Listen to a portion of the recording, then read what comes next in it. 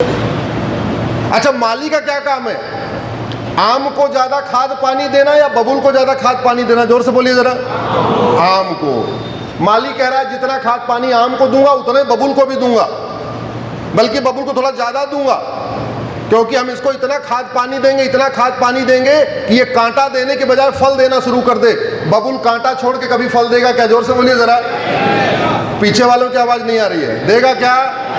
अरे वो बबुल का स्वभाव है, उसको कितना खाद पानी दे लो, कितना उसको डाई पोटेशियम दे लो, कितना यूरिया डाल दो, हाँ, ज्यादा खाद पानी दोगे तो उसका कांटा जो इतना छोटा छोटा था इतना बड़ा बड़ा कांटा हो जाएगा।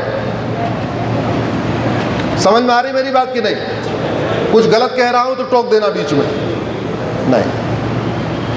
लेकिन माली कह रहा है कि संविधान में लिखा हुआ है equality before law, equal protection of law.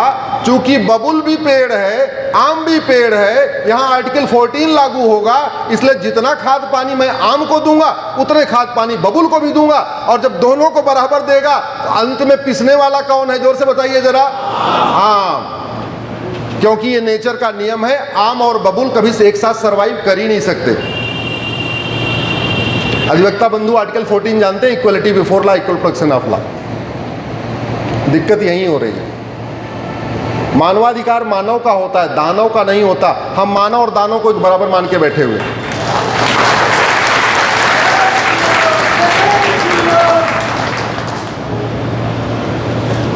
कभी आपने सोचा जो समस्या भारत में है ये दुबई में क्यों नहीं है? 50 साल पहले तो जंगल था, रेगिस्तान था दुबई। 70-80 साल पहले सिंगापुर कुछ नहीं था। 100-125 साल पहले जापान कुछ नहीं था।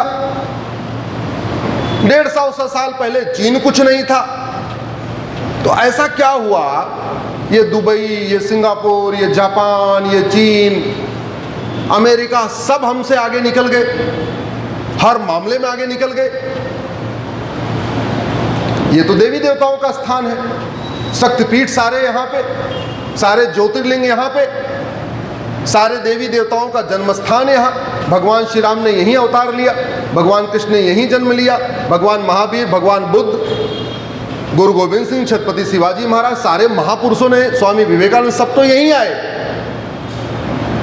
और अगर आप देखिए सबसे ज्यादा नेता भारत में, सबसे ज्यादा अभिनेता भारत में, जोर से बताइए जरा, सबसे ज्यादा लेखक, सबसे ज्यादा बुद्धिजीवी, सबसे ज्यादा पत्रकार, सबसे ज्यादा कलमकार, सबसे ज्यादा न्यूज चैनल भारत में, सबसे ज्यादा अखबार भारत में, सबसे ज्यादा विधायक भारत में, सबसे ज्यादा पार्षद भारत में, सबसे ज्यादा प्रधान भारत में, सबसे ज्यादा कलेक्टर भारत में, सबसे ज्यादा कप्तान भारत में, सबसे ज्यादा गुरुद्वारे भारत में, सबसे ज्यादा जैन मंदिर भारत में, सबसे ज्यादा हिंदू मंदिर भारत में, सबसे ज्यादा पंडा पुजारी भारत में, सबसे ज्यादा कथावाचक भारत में, सबसे ज्यादा महामंडलेश्वर भारत में, सबसे ज्यादा एनजीओ भारत में, 25 लाख एनजीओ है, इतना दुनिया में कहीं नहीं है। सबसे ज्यादा जज भारत में, सबसे ज्यादा सामाजिक संगठन भारत में, सबसे ज्यादा सामाजिक कार्यकर्ता भारत में, सबसे ज्यादा समाजवादी भारत में, सबसे ज्यादा गांधीवादी भारत में, सबसे ज्यादा लोहियावादी भारत में, सबसे ज्यादा अम्बेडकरवादी भारत में, सबसे ज्यादा पेरियारवादी भारत में। भरा पड़ा एकदम। और सब ज्यादा चोरी भारत में, सब ज्यादा घूसखोरी भारत में, सब ज्यादा कमीशनखोरी भारत में, सब ज्यादा मुफ्तखोरी भारत में, सब ज्यादा हरामखोरी भारत में, सब ज्यादा जमाखोरी भारत में, सब ज्यादा मिलावटखोरी भारत में, सब ज्यादा कालाबाजारी भारत में, सब ज्यादा मुनाफाखोरी भारत में, सब ज्यादा गौ तस्करी भारत में, सब ज्यादा नशा तस्करी भारत में, सब ज्यादा सोना तस्करी भारत में, सब ज्यादा मानव तस्करी भारत में, सब ज्यादा हथियार तस्करी भारत में, सब ज्यादा मक्कारी भारत में, सब ज्यादा कामचोरी भारत में, सब ज्यादा झपटमारी भारत में, सब ज्यादा झूठ फरेब भारत में, सब ज्यादा घटतौली भारत में, सब ज्यादा नक्काली भारत में, सब ज्यादा चोरी भारत में, सब ज्यादा डकैती भारत में, सब ज्यादा चीटिंग भारत में, सब ज्यादा फ्रॉड भारत में, सब ज्यादा फोर्जरी भारत में, सब ज्यादा हवालाबाजी भारत में, सब ज्यादा कबूतरबाजी भारत में, सब ज्यादा पत्थरबाजी भारत में, सब ज्यादा तोलाबाजी भारत में। क्यों? जब इतने सारे महान नेता, अभिनेता, लेखक, बुद्धिजीवी, पत्रकार, कलमकार, कथावाचक, शंकराचार्य, महामंडलेश्वर आचार्य सब कुछ भारत में है, तो सब जरा जासूस यहां क्यों पैदा हो रहे? सब जरा गद्दार यहां क्यों पैदा हो रहे? जानते हैं क्यों? क्योंकि भारत में भगवान श्री राम का मंदिर है, लेकिन राम नीति लागू नहीं हुई है। राम नीति है भय बिन होए न प्रीति। भारत में सब जगह कृष्ण मंदिर, भारत में सब जगह कृष्ण मंदिर भारत में है, लेकिन कृष्ण नीति लागू नहीं हुई। सठे साठ्यम समाचार। भारत में सब जगह गुरुद्वारे भारत में है, लेकिन गुरु गोविंद सिंह जी के विचारों को लागू नहीं किया। चिड़ियों से मैं लागू नहीं हुआ। इसलिए कहता हूं भारत की कोई समस्या लाइलाज नहीं है, भारत की कोई समस्या विश्वव्यापी नहीं है, लेकिन तू मैं करने से, आरोप प्रत्यारोप करने से, नूरा कुश्ती करने से, बतौलेबाजी करने से, तू चोर मैं सिपाही करने से एक ढेले भर की समस्या खत्म नहीं होगी, रत्ती भर समस्या खत्म नहीं होगी। न लब जिहाद रुकेगा, न लैंड जिहाद रुकेगा, न धर्मांतरण रुकेगा, न घुसपैठ रुकेगी, न जनसंख्या विस्फोट रुकेगा, न डेमोग्राफी का बदलाव रुकेगा, जब तक दवाई नहीं बदलेगी। और दवाई कहाँ बनती है? दो स्थान है। अगर आपके राज्य की बीमारी है, राज्य स्तर की बीमारी है, उसकी दवाई बनेगी भोपाल में, और पूरे देश की जो बीमारी है उसकी दवाई बनेगी दिल्ली में। संसद उधर है और विधानसभा इधर। दो चार छोटी मोटी बीमारियों की दवाई सुप्रीम कोर्ट, हाई कोर्ट में बन सकती है, उसके लिए हम लगे हुए हैं, उसकी चिंता आपको नहीं करना। हम हैं, विष्णु जैन है, हरशंकर जैन है, और भी जो आ जाए और अच्छा है। लेकिन मैं कह रहा हूं केवल 20% बीमारियों का इलाज हाई कोर्ट, सुप्रीम कोर्ट में हम लोग करा सकते हैं। 80% बीमारियों का इलाज या तो भोपाल में होगा या तो दिल्ली में होगा। अब होगा कैसे? मैंने पहले ही कहा था, बच्चे के, या तो आप बच्चे के मरने का इंतजार करिए या डॉक्टर के पास जाके चिल्ला के बोलिए ये दवाई बदल क्यों नहीं रहे, तुम्हारा काम ही दवाई बदलना। अल्टीमेटली सांसद विधायक का काम क्या है? भाषणबाजी करना थोड़ी है, फीता काटना थोड़ी है, तू मैं करना थोड़ी है, केवल रैली करना थोड़ी है। डॉक्टर का क्या काम है? अच्छी दवाई देना। ड्राइवर का क्या काम है? अच्छी तरीके गाड़ी चलाना। धोबी का क्या काम है? अच्छी तरीके कपड़ा प्रेस करके देना। मोची का क्या काम है? अच्छी तरीके जूता तैयार करके देना। तो सांसद विधायक का काम क्या है? उनको संविधान में क्या कहते हैं? लॉ मेकर, मतलब कानून बनाने वाला। जैसे दवा बनाने वाले का काम है अच्छी दवाई बनाए, वैसे कानून बनाने वाले का क्या है? जोर से बताइए जरा। अच्छा कानून बनाए। अच्छा कानून कैसे बनेगा? जो बीमारी भारत में है उसको देखो दुनिया के कौन से देश में नहीं है। जैसे भारत में ड्रग कारोबार खूब है, कॉलेज ड्रग बिक रही है। अब तो और नीचे आ गया, स्कूल तक पहुंच चुका। अब आपको खरीदना भी नहीं है, ऑनलाइन बहुत सारी वेबसाइट बनी है, वहीं पे आप ऑर्डर कर दीजिए, घर में आके ड्रग आ जाएगी। बहुत सारी ऐसी वेबसाइट बनी है जहां पे लिखा हुआ है कि यहाँ पिज्जा मिलता है, खाने का सामान मिलता है, और उसी खाने समोसे के साथ, कुरकुरे के साथ, चिप्स के साथ, पिज्जा के साथ ऑनलाइन गांजा, चरस, अफीम, कोकीन भी बिक रही है। उन नशेड़ियों को पता है। ऐसे 10 वेबसाइट चल रही भारत में। सिंगापुर में एक आदमी गया था, मात्र 1 किलो गांजा लेके गया था, उठा के फांसी दे दिया। सिंगापुर में एक किसी की मजाल नहीं, हिम्मत नहीं है वहां पे ड्रग लेके चला जाए। अब मैंने शुरुआत में कहा था सारी गाड़ी किससे चलती है? पेट्रोल से। तो पेट्रोल बंद कर दो, सारी गाड़ियां ठप। अब भारत में समस्या क्या क्या है? जातिवाद है, भाषावाद है, क्षेत्रवाद है, अलगाववाद है, आतंकवाद है, माओवाद है, नक्सलवाद है, लब जिहाद है, लैंड जिहाद है। ये जितनी समस्याएं हैं इनमें एक कॉमन चीज है, सबकी फंडिंग या तो FCRA से होती है या तो हवाला के जरिए होती है। ये 2010 में कानून बना था, इसका नाम है फॉरेन कंट्रीब्यूशन रेगुलेशन एक्ट। ये उस समय की सरकार ने बनाया था केवल और केवल देश को बर्बाद करने के लिए। संसद में हमेशा अच्छे कानून नहीं बने, संसद में 50 से ज्यादा देश विरोधी, राष्ट्र विरोधी, सनातन विरोधी कानून बने हैं। संसद में बहुत सारे ऐसे कानून बने हैं जो अलगाववादियों, कट्टरपंथियों, जिहादियों, उन्मादियों, माओवादियों, नक्सलियों को मदद करने के लिए बने हैं। उसी में एक कानून ये है FCRA, नाम बड़ा प्यारा है, फॉरेन कंट्रीब्यूशन रेगुलेशन एक्ट। नाम से ऐसे लगता है जो विदेश से चंदा आएगा उसको कंट्रोल करने के लिए बनाया है। नाम प्यारा है लेकिन काम इसका उल्टा है। इसका काम ही है विदेशी फंडिंग करा के भारत को बर्बाद करना। दूसरा, अधिवक्ता बंधुओं को पता होगा एक और कानून है, इसका नाम है prevention of money laundering act. कानून है हमारे पास आज तक, लेकिन प्रिवेंशन हुआ नहीं है। हवाला कारोबार में कोई कमी आई क्या? जो अनुभवी होंगे बताएं। ये व्यापारी समाज के लोग बैठे, कुछ कमी आई कैसा भाई हवाला में? नहीं, ऐसे ही चल रहा है ना, ऐसे ही चल रहा है।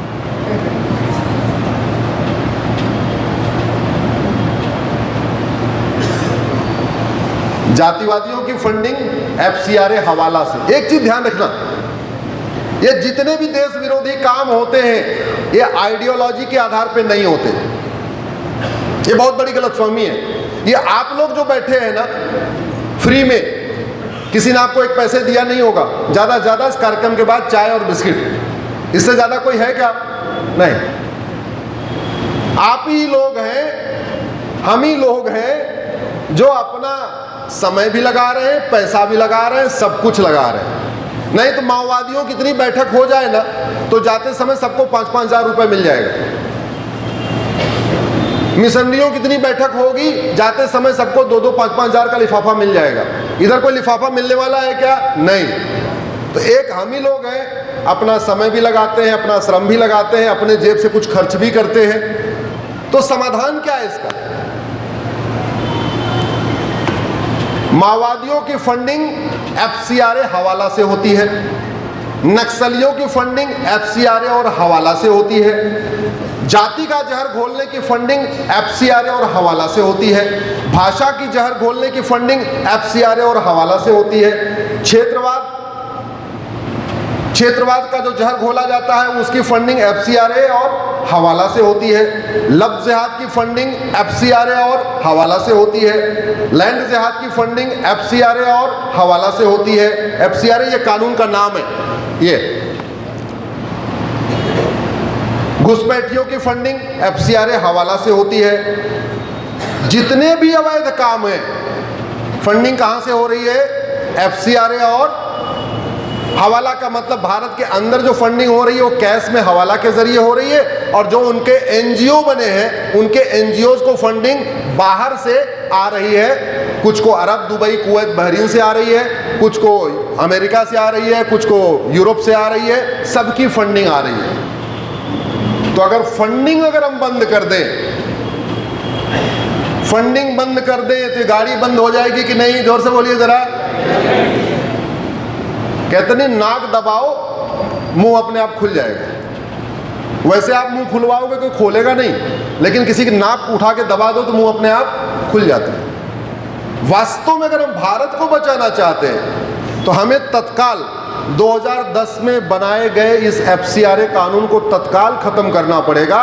इसके लिए 1000, 2000, 5000, 10 करोड़, 10,000 नहीं, साल में लगभग 50,000 करोड़ की फंडिंग आ रही है। और वैसे ही भारत को बर्बाद करने के लिए भारत के अंदर से भी लगभग 50,000 करोड़ की हवाला की फंडिंग हो रही है। तो टोटल 1 लाख करोड़ की फंडिंग साल में हो रही है। इसका मैं आपको एग्जांपल दे देता हूं। अभी एक उत्तर प्रदेश में छांगुर नाम का व्यक्ति पकड़ा गया। कितने लोगों ने छांगुर के बारे में सुना? 40 NGO था उसका, और 40 NGO से 500 करोड़ विदेशों से आया, और लगभग 500 करोड़ अंदर से उसको मिला, 1000 करोड़। छांगुर जलालुद्दीन के 18 राज्यों में 600 जिलों में उसका नेटवर्क है। लगभग 5000 गुर्गे उसने पाल रखे हैं। उन गुर्गों को बाकायदा पूरा कांटेक्ट था। क्या कांटेक्ट था? अगर ब्राह्मण, क्षत्रिय, जैन, माहेश्वरी अग्रवाल की बेटी को लफ्ज़ जिहाद में ट्रैप कर लोगे तो 15 लाख मिलेगा। अगर यादव की बेटी है, पटेल की बेटी है, कुर्मी, कुशवाहा, OBC समाज की बेटी है तो 10 लाख रुपए मिलेगा। अगर वो दलित परिवार की बेटी है, आदिवासी परिवार की बेटी है तो 5 लाख रुपए मिलेगा। अच्छा खासा धंधा है, प्रोफेशन है। आदमी मेहनत मजदूरी करेगा, साल में 5 लाख रुपए कमाएगा। ड्राइवर की नौकरी करेगा, साल में 3 लाख रुपए कमाएगा। टीचर वीचर बन गया तो साल में 5-6 लाख रुपए कमा लेगा, कोचिंग वोचिंग खोल लेगा तो भी 5-6 लाख रुपए कमाएगा। लेकिन अगर वो धर्मांतरण कराना शुरू कर दे तो साल में कम से कम 5 लाख रुपए तो कमाएगा। दलित आदिवासी की बेटी है, अगर पिछड़े की बेटी हो गई तो 10 लाख, और कहीं ब्राह्मण, क्षत्रिय, जैन, माहेश्वरी, अग्रवाल, मारवाड़ी समाज की बेटी हो गई तो 15 लाख। और आप जरा सोचिए, 600 जिलों में 5000 गुर्गे, यानी एक जिले में 85 गुर्गे। एक जिले में आपके गुना में कितना कॉलेज होगा? 10 कॉलेज होंगे। इसका मतलब हर कॉलेज के पास छांगुर जलालुद्दीन के 7-8-10 लड़के घूम रहे, वो बाइक लेके घूम रहे, वहां दोस्ती यारी करने की कोशिश कर रहे। अब आप कितना जागरण कर लोगे, कितना समझा लोगे आप? कोई न कोई तो ट्रैप में आ ही जाएगा। तरीका क्या है? और छांगुर जलालुद्दीन केवल एक नहीं है भारत में, भारत के हर जिले में 2 से 3 छांगुर जलालुद्दीन है। आपके गुना में भी छांगुर जलालुद्दीन होगा, आपको पता नहीं है। आपके दतिया में भी होगा। आपके भोपाल का मछली पकड़ा गया ना, अभी आपके भोपाल में एक मछली पकड़ा गया ना, और उसकी अभी आधी बात सामने आई है, क्योंकि कुछ लोग उसको संरक्षण दे रहे हैं। आप लोगों को पता ही होगा, मैं मुंह खोल के क्यों बताऊं कौन कौन उस मछली को संरक्षण दे रहा है। कुछ लोग उस मछली को प्रोटेक्ट कर रहे हैं। ये मछली, ये छांगुर, ये हर जिले में 2-2, 3-3 है। ये हमारे लिए बहुत बड़ा खतरा बने हैं। और चाहे वो मछली का कारोबार हो, चाहे वो छांगुर का कारोबार हो, चलता किस में है? कैश में, हवाला में या FCRA से। बस फंडिंग बंद हो जाए, गाड़ी अपने आप ठप हो जाए। नहीं, हम कितना ही कार्यक्रम कर ले, आप कितना ही कार्यक्रम ऐसे सुन लो, हम भी घूमते रहे, आप भी सुनते रहो, होता रहेगा। मानस भवन में हर 2 महीने में एक सेमिनार होगा, एक शिविर होगा, रत्ती भर फर्क नहीं पड़ने वाला जब तक दवाई नहीं बदलेगी। कुछ दवाई भोपाल से बदलवाना पड़ेगा, कुछ दवाई दिल्ली से बदलवाना पड़ेगा, और वो बदलेगी तभी जब आप भारत को अपना, कहते नहीं, भारत माता मान के, जब माँ की तबीयत खराब होगी और डॉक्टर दवाई नहीं बदलेगा तो डॉक्टर के ऊपर चिल्लाएंगे कि नहीं चिल्लाएंगे? डॉक्टर कैसी दवाई दे रहे हो, बीमारी ठीक ही नहीं हो रही है। चिल्लाएंगे नहीं चिल्लाएंगे? भारत माँ की तबीयत खराब हो रही है, भारत माता की तबीयत खराब हो रही है। इसलिए सभी लोग जो भारत माता मानते हैं, उनको अब चिल्लाना पड़ेगा, बोलना पड़ेगा, शुरू करना पड़ेगा, लिखना पड़ेगा, अपने फेसबुक पे लिखना पड़ेगा, अपने व्हाट्सएप पे लिखना पड़ेगा, अपने ग्रुप में लिखना पड़ेगा। जो जैसा कर सकता है उसको करना पड़ेगा, नहीं तो स्थितियां अच्छी नहीं होंगी। भारत में आजकल कहते हैं कलयुग चल रहा है, कुछ भी हो जाएगा। क्या हुआ? वह कलयुग है। हत्या हो गई जी, कलयुग है। बलात्कार हो गया, कलयुग है। चोरी लूट झपट मारी, कलयुग है। रोड एक्सीडेंट, कलयुग है। दुनिया में सबसे ज्यादा रोड एक्सीडेंट में लोग कहां मरते जानते हैं? हर घंटे 60 एक्सीडेंट होता है, यानी हर मिनट, जोर से बोलिए जरा, हर मिनट, और हर घंटे 20 लोग मरते हैं, यानी हर 3 मिनट में एक आदमी मर रहा है। साल में 2 लाख लोग रोड एक्सीडेंट में मर रहे हैं, और लगभग इतने ही जमीन विवाद में मर रहे हैं। ये सिविल केस देखने वाले हमारे अधिवक्ता बंधुओं को पता होगा कि सबसे ज्यादा हाथ पैर कैसे टूटता है? जमीन विवाद में। सबसे ज्यादा हत्या कैसे होती है? जमीन विवाद में। हमने कभी सोचा ही नहीं यार, हमारी सड़क इतनी क्यों टूट रही है, सिंगापुर जापान की सड़क इतनी क्यों नहीं टूट रही है? हमारे यहां इतना जमीन विवाद क्यों है, सिंगापुर जापान चीन में इतना जमीन विवाद क्यों नहीं है? हमारे यहां जमीन विवाद में इतनी हत्या क्यों हो रही है, वहां क्यों नहीं हो रही है?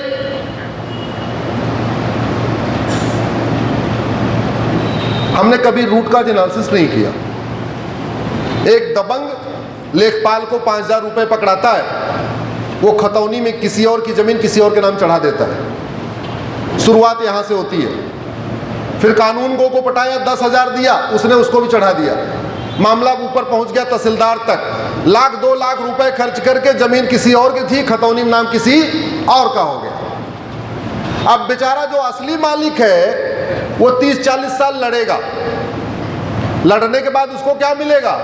उसकी अपनी जमीन मिल जाएगी। जो उसी की थी, वो ज़मीन किसी और की तो थी नहीं।